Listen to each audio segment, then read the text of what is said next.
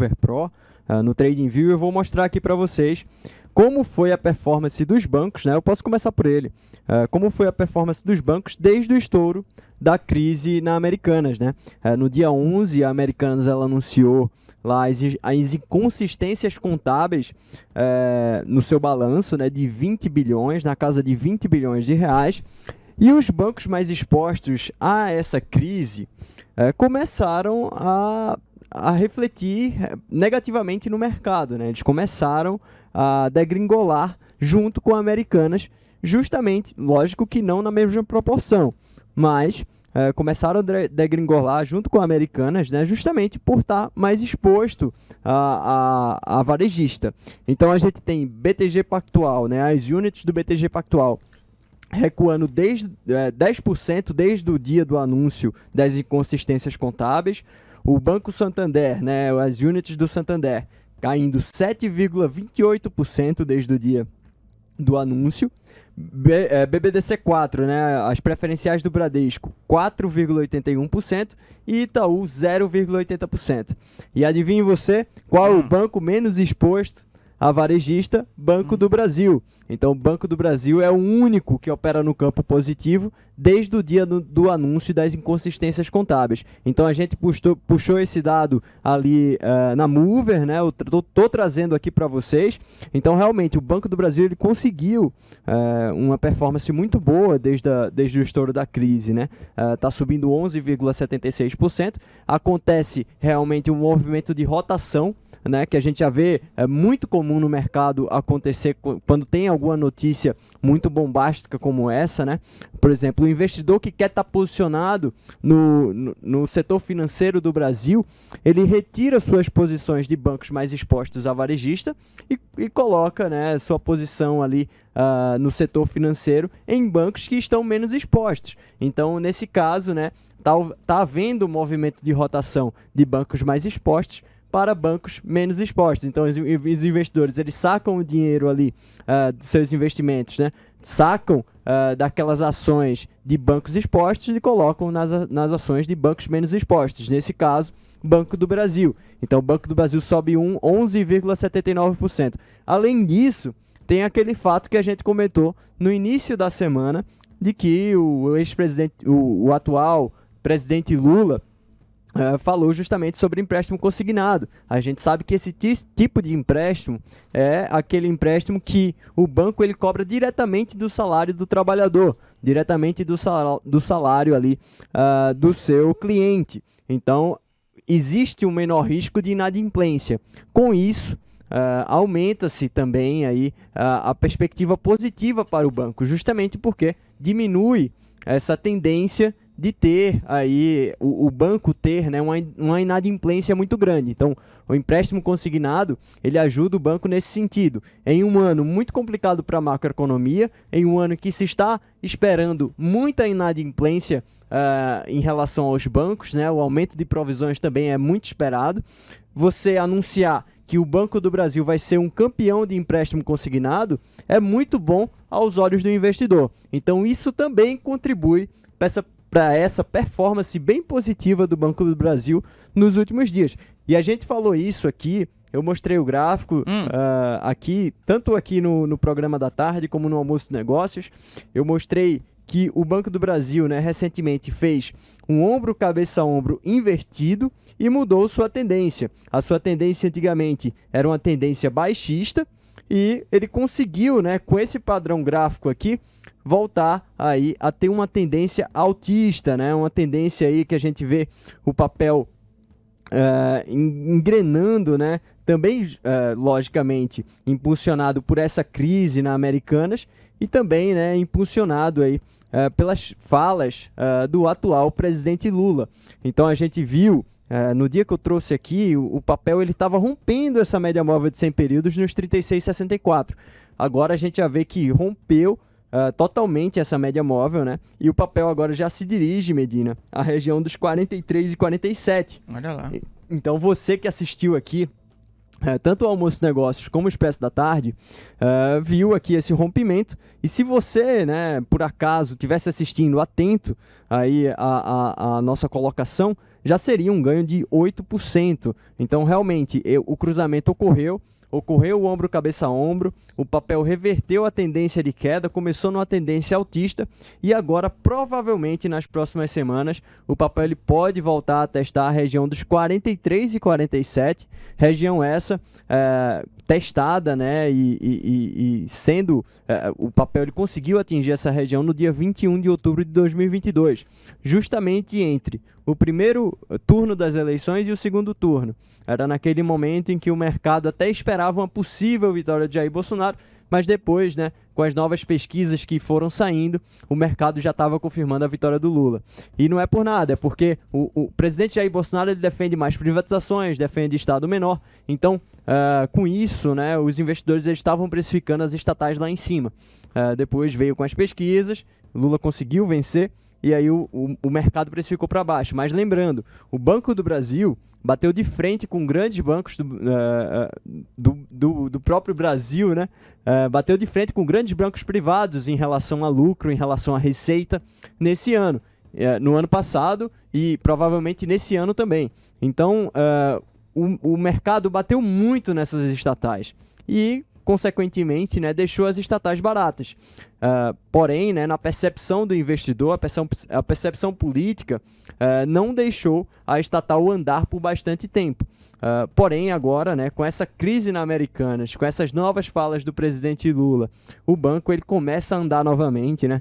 Já fez esse padrão de reversão de tendência baixista para uma tendência altista e provavelmente, Medina, deve alcançar os R$ 43 aí nos próximos dias. Pois é, boa, Brondi. E é sempre bom lembrar, né, o Brondi, não significa que esses candles verdinhos aí vão juntos até 43 ali, não, né? Não, com certeza pode haver uma correção, né?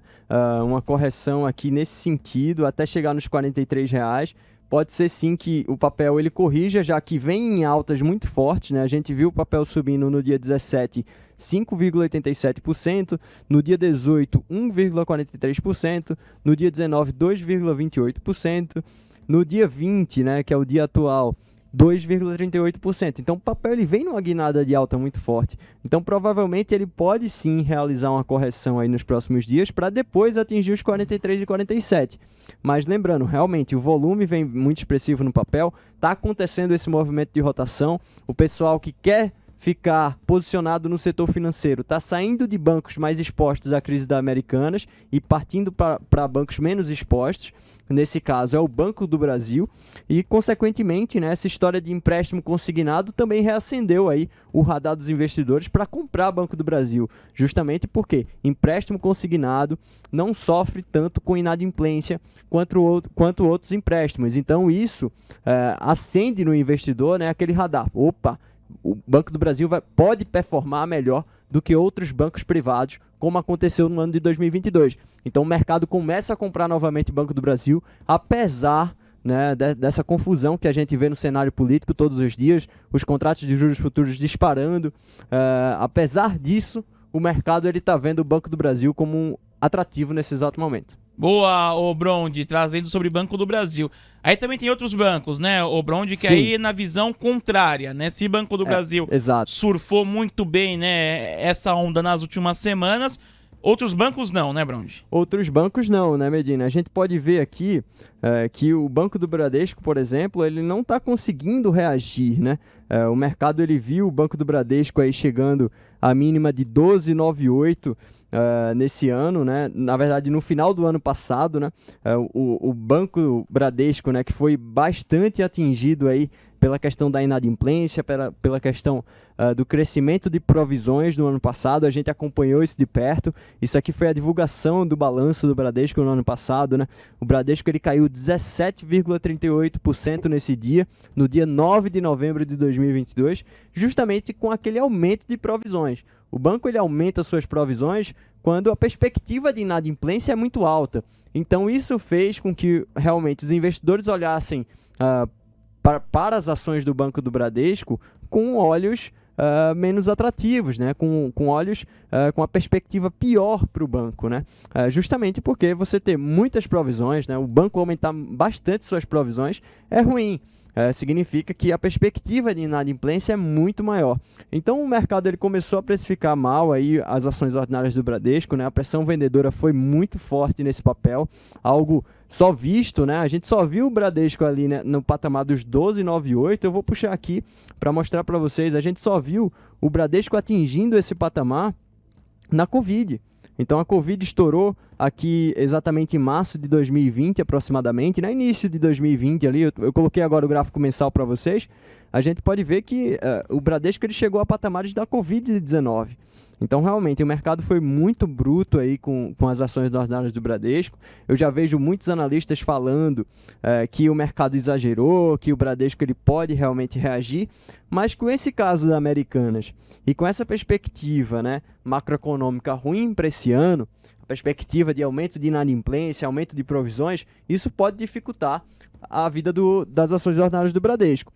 Mas vamos olhar aqui a análise técnica, né? A gente viu o Bradesco atingindo recentemente aí a máxima dos 15,43. Então vou marcar aqui 15,43 foi um ponto que o Bradesco ele não conseguiu, as preferenciais do Bradesco não conseguiram romper, né? Então a gente tem o Bradesco negociando entre 12,98 e 15,43, né? Foram as máximas aí, tanto a mínima quanto a máxima, né, dos últimos movimentos. E a gente não vê o Bradesco, né, voltando ali para o patamar ali dos R$20, por exemplo, há bastante tempo, né? Desde outubro, o Bradesco ele não volta a operar ali perto dos R$20. Então, eu ainda acho muito cedo para entrar nesse banco em compra, né? Realmente o Bradesco ele caiu muito forte e não conseguiu recuperar, né? Teve essa queda aqui muito forte, muito brusca, abriu um gap aqui. Talvez, se ele consiga romper os 15,43, né? Consiga tocar novamente essas médias móveis, possa ser que ele feche esse gap aqui, que ele abriu no dia 9 de novembro de 2022. Fechando o gap fica mais fácil, porém o Bradesco ele tem que mostrar uma certa reação, né? Talvez com o resultado aí, do quarto trimestre de 2022, que deve vir em breve, possa ser que o Bradesco ele tenha força para fazer esse rompimento aqui. Por enquanto, é cautela nesses bancos, principalmente aos bancos mais expostos a varejista Americanas, porque o mercado, Medina, tá precificando muito para baixo, né? Tá castigando bastante os bancos que têm maiores exposições. Eu posso até colocar aqui as units do BTG. Exato, porque você até publicou, né, uma reportagem lá no painel Mover Pro, né, Bron? Sim. Isso foi ontem. Sim. Que Santander e BTG lideram as perdas entre os bancos, Sim, certo? lideram as perdas entre os bancos. Foi esse gráfico aqui que eu postei até no dia de ontem e postei novamente na matéria do Boldrini de hoje. Justamente, né, mostrando as units do Santander, elas caem 7,22% desde a crise, desde o estouro da crise da Americanas, e o BPAC 11, né, que é as units do BTG Pactual, caem 10%. Então são os bancos mais castigados, o Bradesco vem logo após, justamente por serem os bancos mais expostos a varejista. Então, se são os bancos mais expostos a varejistas, o mercado já olha, opa, vamos precificar isso aqui, vamos fazer uma rotação, vamos trocar esses bancos que a gente tem na carteira que são mais expostos a varejista e vamos colocar no mesmo setor, né? Vamos alocar esse capital que a gente tem nesse setor financeiro, vamos alocar em bancos menos expostos. Então é isso que está acontecendo. O mercado está procurando o Banco do Brasil nesse exato momento, né, para alocar o seu dinheiro no setor financeiro, justamente por ser o banco menos exposto à crise da varejista. Então, voltando ali para as units do BTG Pactual, a gente pode ver que elas seguem em tendência forte de queda desde novembro de 2022. O papel ainda nada mudou. Realmente também não tem nada que se fazer aqui em relação à compra no BTG Pactual Unit, a não ser que você opere com base na análise fundamentalista, né? E queira aí comprar para o longo prazo, mas pelo estudo da análise técnica, o ideal realmente seria esperar o banco romper essa tendência de queda, esperar romper essas médias móveis de 100 e de 200 aqui, que está muito feio ainda, porque realmente o banco está muito pressionado, pessoal. BTG Pactual, Santander, eu posso até abrir aqui também o Santander para a gente ver como é que está. Legal, vamos trazer. também até o Santander nos últimos dias ele sofreu com essa crise da varejista, mas pelo que eu estou vendo aqui está menos pior até do que o BTG Pactual Unit, né? A BPAC 11 a gente já vê uma tendência de queda muito forte, né? Nos últimos dias, aí, nos últimos meses. O Santander está até melhor, está com aparência até melhor no gráfico, mas também é um banco para a gente ter no radar, né? Para você, investidor, aí, ter cautela ao operar, né? A gente vê que está entre essas duas médias móveis aqui de 100 e de 200. É um papel que recentemente testou máxima ali na região dos 31,59. Ele testou essa máxima justamente no dia, né, em que a varejista ela anunciou as inconsistências contábeis no final do pregão. Então o mercado ele tinha precificado o Santander tinha subido aí 2,81% no dia, porém no final do pregão a varejista divulgou as inconsistências, daí o banco já abriu 3 sequências de quedas consecutivas. Então, no primeiro dia caiu 3,08%, no segundo dia 1,94% e depois 4,41%. O mercado correu para precificar aí a crise na varejista Americanas. Então, tanto Americanas quanto esses bancos mais expostos, é bom ter maior cautela ao se operar esses ativos, justamente porque realmente são ativos que a gente não sabe o que pode acontecer no futuro. Logicamente, os bancos eles não são Americanas, né? Não devem sofrer tanto quanto a varejista. A gente já vê a Americanas saindo dos índices da B3, a gente já vê o mercado precificando abaixo de R$1. Isso não vai acontecer com os bancos. Porém, eles podem ficar mais pressionados por um período de tempo mais longo, justamente por serem mais expostos. Daí o mercado já reflete isso nos balanços dos bancos, o mercado já pensa no futuro, já abre uma perspectiva. Então o resultado do banco não vai vir como eu estava esperando, justamente por conta dessa crise na varejista. Então o mercado ele já precifica um pouco para baixo e pressiona esses ativos. Então você, investidor, tem que ficar ligado nisso, para não comprar esperando aí uma reação que talvez não venha, justamente porque o mercado está precificando aí essa crise na varejista Americanas. Boa, Brondi. Obrigado, viu, pela sua explicação, pela sua análise aqui com a gente. Um grande abraço a você. Até a próxima, hein? Valeu, Medina. Muito obrigado, pessoal. Até a próxima. Bom final de semana a todos.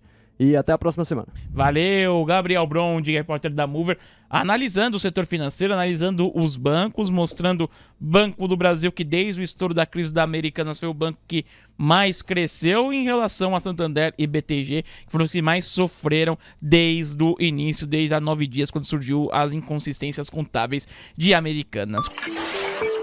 TC Rádio, a rádio oficial de quem investe.